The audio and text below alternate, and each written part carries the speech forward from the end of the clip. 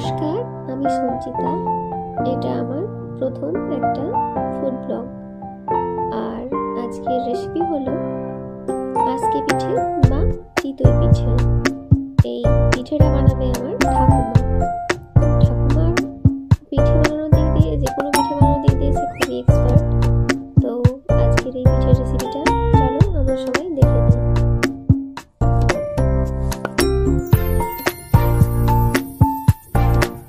এখানে রয়েছে জলে ভেজানো চাল, প্রায় 4 থেকে 5 ঘন্টা ভিজিয়ে রেখেছিলাম। আর নারকেল কুচিগুলোকে আমি এখন মিক্সারের মধ্যে পিষে নিচ্ছি।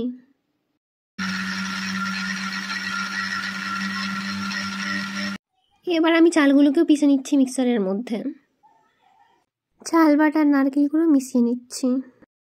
এই পিঠে বানাতে যা যা লাগবে, এই চালের বাটা, চাল বাটাটা, এই তেলটা লাগবে, আর এই ঢাকনাটা, এটা পিঠে হওয়ার সময় ঢাকা দিতে হবে, আর এই মালসা।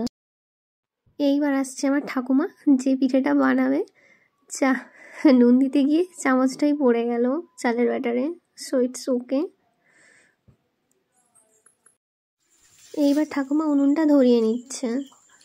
এইভাবেই আমাদের এখানে মানে গ্রামাঞ্চলে পিঠে বানানো হয় উনুন জেলে। এতে পিঠেটা আরও ভালো হয়, ভালো বানানো যায়। আর মালসাটা গরম হওয়ার জন্য অপেক্ষা করছে।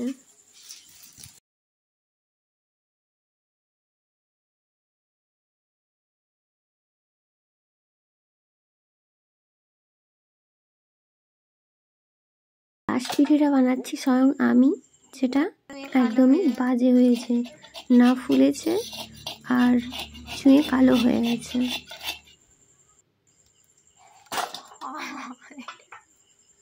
আর পড়েও গেল।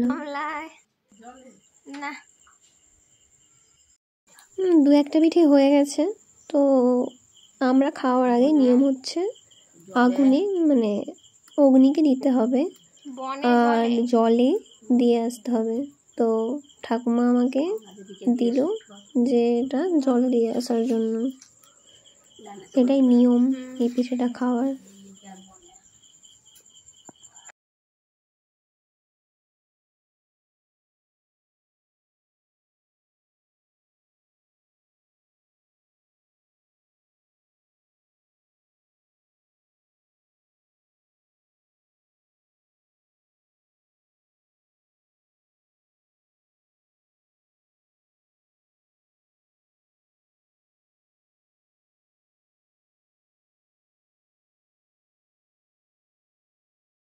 আপনারা দেখুন, এখানে এত সুন্দর সুন্দর পিঠে তৈরি হয়ে গেছে। একদম ফুলকো ফুলকো লুচির মতো ফুলেছে পিঠেগুলো। যেমন দেখতে লাগছে, খেতেও সেই রকমই অপরূপ সুন্দর পিঠেগুলো।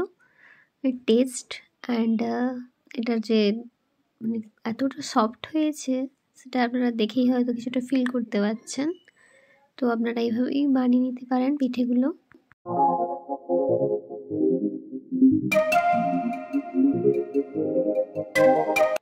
এরপর দেখে নিতে হবে পিঠেটা হয়েছে কিনা।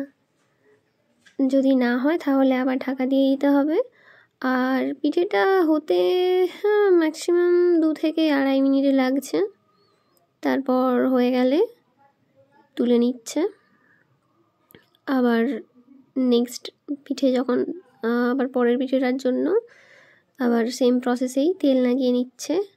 অ্যান্ড লাগানোর পর একটা লিমিটেড পরিমাণ মতো একটা বাটির সাইজের কিছুটা নিয়ে দিয়ে দিচ্ছে চাল বাটা।